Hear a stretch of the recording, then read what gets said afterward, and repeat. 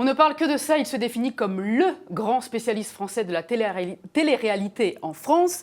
Magnanime, il a décidé d'aider son prochain et surtout ceux qui veulent devenir des célébrités rapidement avec beaucoup d'argent à la clé. Donc il a publié ce guide télé-réalité, le manuel pour percer. Il est avec nous sur le plateau. On ne parle que de ça. Bonjour, Jérémy alias Jérém Star. Bonjour, c'est la première fois qu'on m'appelle Jérémy, j'avais oublié que je m'appelais comme ça. Quelle horreur ce prénom. Merci d'être ici. Vous êtes donc l'auteur de cet ouvrage, évidemment, c'est un ouvrage parodique à lire au second degré. Est-ce que vous êtes sûr que le public visé saura le prendre avec le recul qu'il impose ?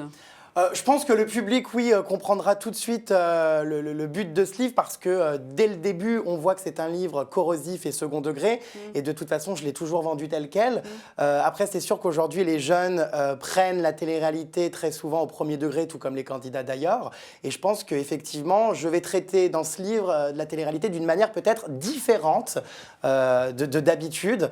Et je pense que ça sera quand même compris puisque, vu les conseils grotesques que je donne dans ce manuel pour percer, être une parfaite morue de télé-réalité, on ne peut que le prendre à la rigolade et c'est le but principal. Alors, vous donnez des conseils grotesques. Certes, c'est très drôle parfois, c'est parfois cruel, même méchant, voire insultant. C'est pas un petit peu l'hôpital qui se fout de la charité ?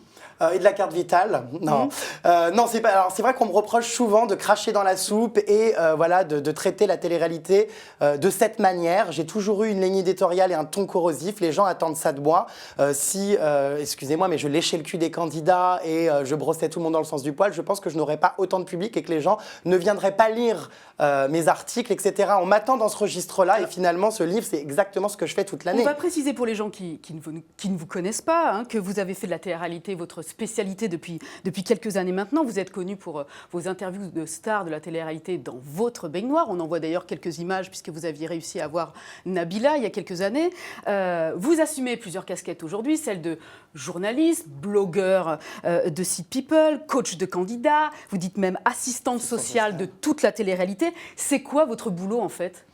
On va dire que mon boulot, c'est un ensemble d'activités qui s'apparentent à une grande agence de com.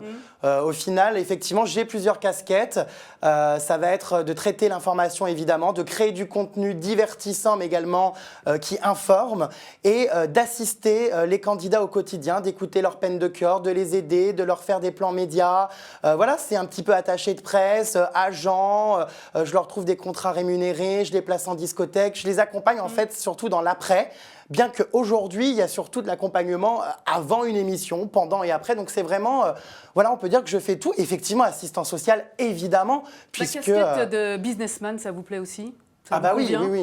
Businessman, évidemment que voilà, c'est tout un business tout ça. Et je l'explique aujourd'hui, la télé-réalité, c'est devenu un métier. Alors un métier certes qui ne permettra pas de déboucher sur une vraie vocation forcément, mais en tout cas on peut faire de l'argent. Il y a un véritable business, le business du vent. Alors là, vous parlez des candidats dans ce business du vent, dont vous profitez vous également, puisque je le disais tout à l'heure, vous étiez blogueur people, c'est-à-dire que vous gérez vous, à vous tout seul d'ailleurs, ou quasi seul, 2 sites internet, vous générez des clics par millions sur les réseaux sociaux, vous êtes à la fois très actif et très suivi.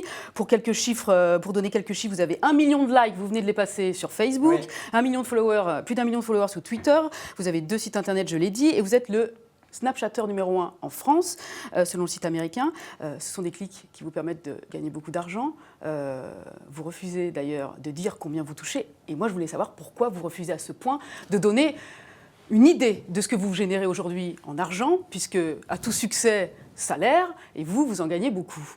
Oui, alors j'en gagne beaucoup. C'est vrai qu'il y a tout le temps cette fameuse question de l'argent.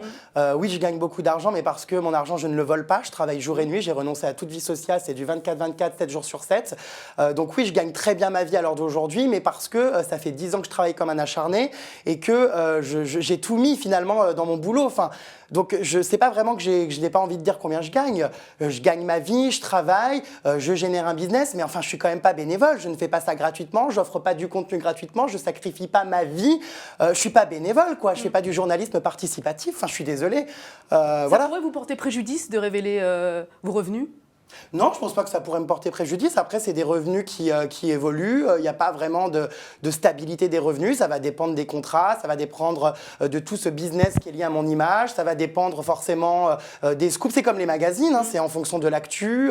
Ça va dépendre de toutes les activités que je fais. Mais c'est sûr qu'aujourd'hui, oui, je gagne plus de 10 000 € par mois, mais je ne les vole pas. Vous les méritez, vous Ah estimez mais que je vous les les mérite méritez. totalement, évidemment. Je travaille comme un acharné, vraiment, j'ai fait de mon travail ma passion. C'est-à-dire qu'aujourd'hui, moi, voilà, c'est bête à dire, mais vraiment, je n'ai plus de vie sociale. Je me lève le matin, je me couche à 4 heures du matin, je fais mes montages, je fais mes tournages, j'écris mes textes, il y a énormément de boulot. GRM Star, c'est vraiment une société avec des employés, beaucoup de gens qui travaillent, c'est du jour et nuit, vraiment. Et heureusement que je gagne bien ma vie. Enfin, voilà, encore une fois, je ne suis pas C'est ce que bénévole. vous cherchez à obtenir. Il y a quelques années, quand vous avez démarré, vous avez tout fait pour qu'on entende parler de vous. Vous y êtes parvenu, preuve en est. Aujourd'hui, vous êtes sur le plateau du Figaro TV. Il y a quelques années, vous revendiquiez n'avoir aucun talent, vous le disiez. Votre unique volonté, c'était de vous faire connaître par tout moyen. Vous disiez même que ce qui marche, c'est le n'importe quoi, c'est le buzz. Est-ce que vous acceptez aujourd'hui, après ce que vous m'avez dit, après ce que vous nous avez montré, ce que vous savez faire, vous acceptez aujourd'hui qu'on dise de vous que vous n'avez aucun talent? Alors non, aujourd'hui, je ne l'accepte plus. À l'époque, effectivement, je n'avais pas de talent. Disons que j'étais jeune, un peu fougueux. Je voulais, voilà, comme cette génération qui ont vu le Loft il y a de ça maintenant plus de 10 ans, je voulais moi aussi avoir ma part du gâteau. J'avais envie un petit peu d'intégrer ce milieu et de voir comment ça fonctionne et surtout d'analyser finalement avec la bêtise, qu'est-ce qu'on peut en faire? Est-ce que vraiment ça peut déboucher sur quelque chose? À l'époque, j'étais vraiment porté par cette volonté d'être célèbre à tout. Parce qu'aujourd'hui, c'est plus du tout le cas. La célébrité, franchement, ne m'intéresse plus du tout. J'ai juste envie de construire quelque chose, de profiter de... Vous pourriez passer dans l'ombre. Pas tout de suite dans l'ombre, parce que moi ce qui m'intéresse aujourd'hui c'est de faire du divertissement et d'amuser la galerie. Je propose du divertissement comme ces programmes de télé-réalité et j'ai envie d'être dans la lumière pour profiter de mon pouvoir de parole, pour dénoncer des choses et mettre en lumière finalement tous les thèmes dont j'ai envie de parler. Ce qu'il faut juste savoir c'est qu'à l'époque quand j'envahissais les plateaux à poil, c'est vrai que mes débuts étaient quand même très sulfureux, très trash, mais ce sont des débuts que j'assume totalement. C'est parce qu'on me forçait à le faire et que moi j'étais un peu naïf, un peu bébête et que forcément quand des émissions m'appelaient et me disaient bon bah GRM Star, qu'est-ce que tu nous proposes aujourd'hui? On a besoin de faire du buzz, on a besoin de faire cartonner les audiences, est-ce que tu peux te foutre à poil? Moi à l'époque effectivement Il ne fallait pas vous pousser beaucoup non plus. il fallait pas me pousser, ça m'amusait, j'ai toujours été quelqu'un de provoque. Mais en tout cas, à l'époque, oui, on peut dire qu'on me forçait plus ou moins à le faire. Et étant jeune et un petit peu nouveau dans ce milieu, j'acceptais de faire le buzz. Mais ça m'amusait aussi, hein, attention. Est-ce que ça je vous ne amuse renie toujours pas. hein? Non, honnêtement, me foutre à poil aujourd'hui, ça m'amuse plus. Non, mais même ce secteur de la télé-réalité, est-ce que ça vous amuse toujours? Oui, la télé-réalité aujourd'hui m'amuse énormément. C'est pour ça que mon discours est un petit peu difficile à comprendre. C'est vrai que je vais cracher sur la télé-réalité, en tout cas sur certains thèmes dont j'ai envie de, voilà, de dénoncer les déviances, etc. Mais aujourd'hui, la télé-réalité m'amuse. Il ne faut quand même pas oublier que la télé-réalité, c'est du second degré. C'est, comme je le dis souvent, un grand cirque, une gigantesque blague. Un grand jeu à prendre vraiment comme ce qu'il vaut, en fait. Voilà. C'est-à-dire une parodie de la vie. Exactement. Même avec Moi, je ses suis très extrêmes. friand de ces programmes. Je les consomme, je les regarde. Et vraiment, les gens qui prennent la télé-réalité au premier degré n'ont vraiment rien compris. C'est une plaisanterie. Je vous demandais si ça vous amusait toujours, parce qu'aujourd'hui, certains se demandent, vous concernant, sachant que votre notoriété est faite, en tout cas celle à laquelle vous aspiriez, c'est bon, vous l'avez, vous ne vous êtes pas tourné depuis vers des causes plus nobles, entre guillemets? Plus nobles, des associations, etc. Non, des choses qui soient un peu plus haut de gamme, comme des programmes de divertissement Oui. un peu plus... Oui, alors ça c'est toujours pareil, hein. On me reproche de temps en temps de faire du sous-journalisme. Je veux dire, j'ai choisi de me spécialiser dans la télé-réalité. Il y a des journalistes voilà, qui se spécialisent dans le tennis, etc. Moi j'ai pris ce créneau-là qui parle à ma cible. Ce sont des jeunes qui regardent ces programmes. J'ai un petit peu la casquette du grand frère qui les met en garde, et c'est ce que je fais aussi avec ce livre, qui les met en garde sur les dangers, les effets pernicieux de la télé-réalité. J'ai essayé de faire d'autres interviews d'artistes un peu plus sérieux. Par exemple, quand Laurie faisait Danse avec les stars, en pleine diffusion de Danse avec les stars, j'avais interviewé Laurie. Mais vous avez même fait une interview d'une des stars de la télé-réalité, Angie, à l'automne Angie. dernier, qui était une interview beaucoup plus intimiste, Sérieuse. qui faisait référence à sa tentative de suicide, mais sur des choses un peu plus regardables, on va dire, où vous seriez moins moqué, parce que beaucoup de gens considèrent que la télé-réalité, c'est des programmes de mauvaise qualité, et que ce sont des gens, vous-même vous les citez, vous appelez les femmes des morues, les garçons des étalons, vous parlez de zoo humain, vous parlez de chair à canon pour les producteurs. Donc au bout d'un moment, on se demande ce que vous cherchez vraiment là-dedans. Tout simplement, comme je l'ai dit, de rire de tout ça. Voilà, aujourd'hui, pour moi, c'est un grand divertissement que je commente, que j'analyse, que je dénonce parfois. Attention, c'est comme dans tout milieu, il y a des gens pitoyables, mais il y a aussi des gens formidables. Je ne fais pas que cracher là-dessus. Pour l'instant, ça m'amuse. Évidemment que j'aspire peut-être à mieux dans les années à venir. Je ne serai pas à 80 balais encore dans mon bain en train d'interviewer des morues siliconées, je l'espère. Mais aujourd'hui, voilà, ça m'amuse, c'est léger, ça parle à mon public, ça m'éclate. Vraiment, c'est quelque chose que je suis depuis beaucoup d'années. Aujourd'hui, la télé-réalité, c'est le nouveau Hélène et les garçons, c'est la nouvelle série 2.0 que les jeunes regardent et à laquelle cette télé-réalité pour vous? Vous pensez qu'elle a encore un futur aujourd'hui? Oui, je pense que la télé-réalité a encore de belles années devant elle. On me dit depuis 10 ans que la télé-réalité est en chute libre. Au contraire, il n'y a jamais eu autant de programmes qu'aujourd'hui. Je pense que la télé-réalité telle